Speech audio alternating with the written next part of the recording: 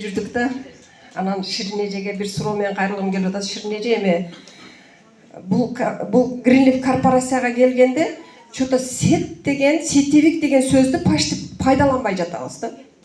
Значит, бул сетевик эмес экен. Эми башка эмелерден кандай айырмасын көрө алдыңыз Ширинеже? Саламатсыздар, урматтуу маалымат майрамынын катчылары. Бүгүн өзгөчө сонун жаңылыкты мен бир ай мурда уктум, бирок 3 жыл мурда уккам өзүчө.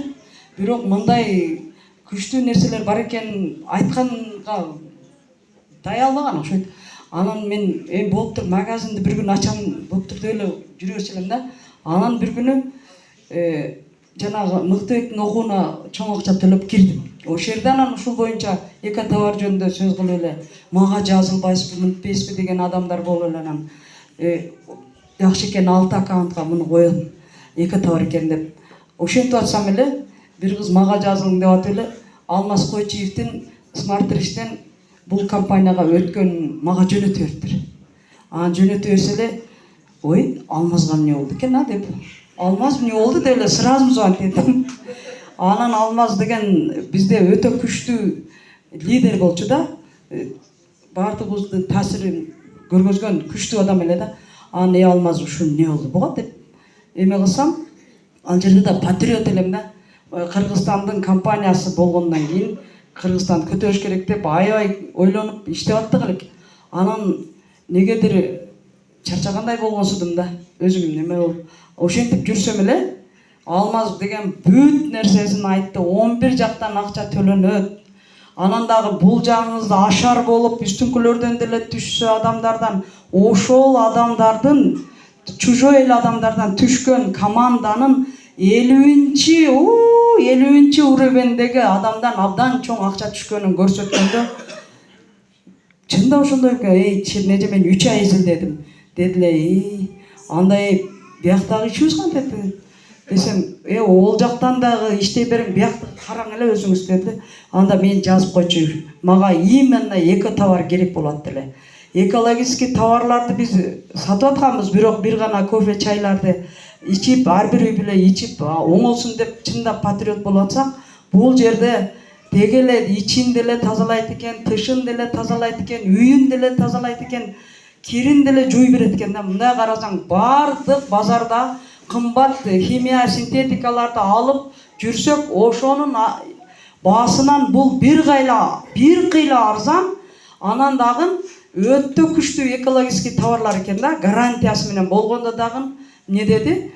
Германиянын эко тестинен өтөт деди. Германия эми укмуш күчтүү ал жагынан деп ойлоп, мен чындап ишенип кирдим эле. Азыр өзүбүздүн эле компанияда тынч иштей берейин, бул жак мешать этпейт экен деп ойлонуп аттым эле. Бирок ойлонуп бүткүнүмчө эле 1 ай өтүп кеттир. 1 ай өткүчөң эле мен почти 70 000 айлык алып койдум да, 1 айдын ичинде элечи. Анан бул кандайынан деп ойлонсом, балдарым сетке өтө берип, биз текшере берип, биротолу башкача болуп калган элек да. Ошон үчүн балдарым сет тукканда эч жуккусу келбейт эле да. Эй балам, мындай экен деп айтсам деле коюңчу деп эле эч угушпай менден алысыраак турушчу эле да. Анан Москвадагы 2 балам айтсам, ошол жакта да магазиндер бар экен. Ошол жерде колдонгула, о жерде химияны жей бербегиле, мынаны колдонгула, жок дегенде десем, офисине барып алгыла деп койсом, барып алып, эмне болду? Баягы жерден мен балдарым өзү бирок аябай көп нерсени жакшы түшүнчү эле. Түшүнө калып эле, шап жазылып эле, апа сиз немеге барыңыз? Баягы путешествияга жетишип калыңыз деп өздөрүнүн досторун да жаздырды, аялдарын жаздырды. Мен бул жакта кичине бирөөлөргө айтып эле, товарды көрсөтсөм эле шабылдатып эле алып койт экен да.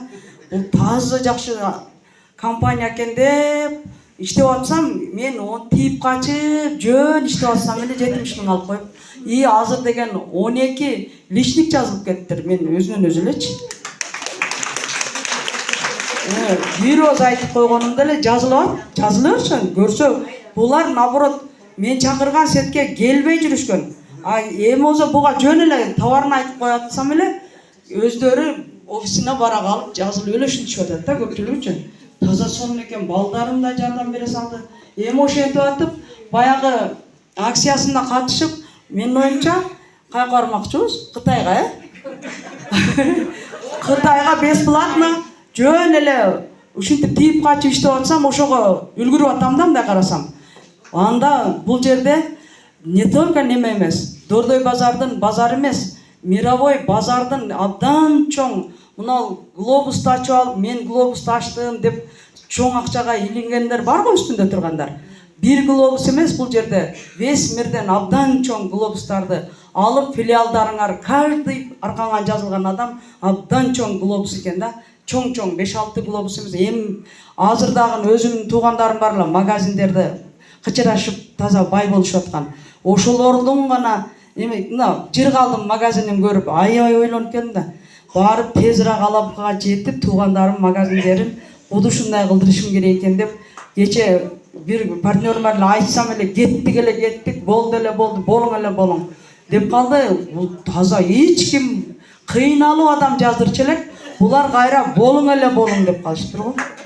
Ушундай чоң нерсе экен. Чындыгында мен да таң калам да, эртең менен кабинетимди ачам да. Ачсам Екатеринбургда магазиндин адамдардын алган товарынын акчасы мага түшүп атат да. Дагы канчага алган суммасын да не системада ушунчалык сонунда. Ошон үчүн кимиңер бирөөңөр бир магазинди аштырып кое турган болсоңор, ошол магазин өзүңөрдү, небереңерди, кибиреңерди, чебериңерди бир 30 жылдын программасын түзүп койгон корпорация бул. Ошол небере кибиреңер чейинге чейин бүгүнкү кылган эмгегиңер багалат. Системада мен акчаны көрүп таң калам да. Ошон үчүн бул башка новая волна рынок. Жаңы базар келди. Ким Дордойго жетишпей, мага ошо калып кеткен болсо тиги бизнестен, азыр могу жаңы рынокко киресиңер. Бул рынок батыраак толот экен. Тиги Дордойдо бир 15 жылда ээлеп алдыбы элдер, а бул жерде 1 жылда ээленет. Ошон үчүн кечикпестен бизнеске батыраак киришиңиздер керек. Ошондой эле бир кызыбыз ошондой магазин ачты. Сервисный центр ачты. Мен магазин ачкан менен сервисный центр ачкан бизнесмен, бизнести көрө турган адамдарды өтө уважать этем. Себеби ошол жердеги магазинге, ошол жердеги окружение кирип батыраак адал продукцияга өтүшөт. Арам тамактан болду, токтоткула. Адал продукцияга өтөлү, балдарыбыздын ден соолугун ойлолу, арзан баада. Ошон үчүн магазин ачкандар бул жерде аябай соопчулук иштерди кылат. Эми ушул магазиниңерде продукта кетип атабы, элдер сурап атабы? Мен таң калып атам да, ушундай болуп атабы же кыйналып отурасыңарбы? Ассаламу алейкум, урматтуу Ош шаарынын тургундары, Бишкектен келген коноктор, кош келипсиңер.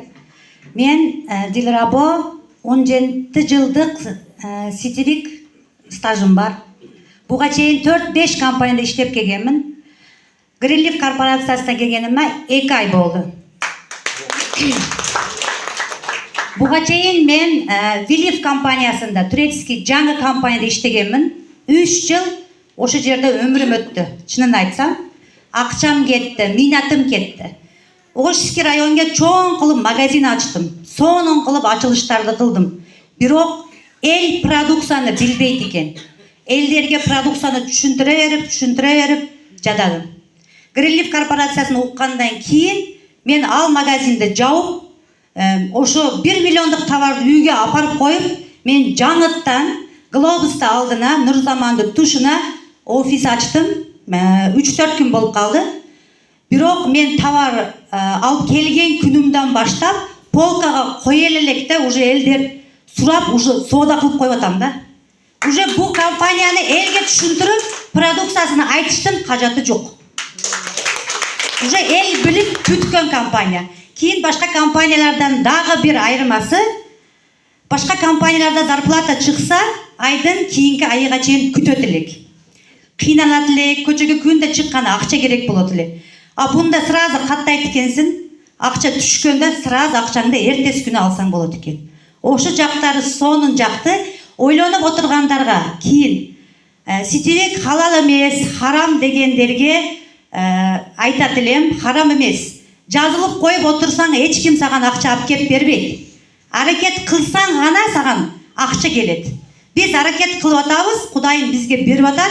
иштегенибиз үчүн бизге халал болуп атат. Ошон үчүн ойлонбостон Greenleaf корпорациясына келип, ойлоп аткандар иштегиле.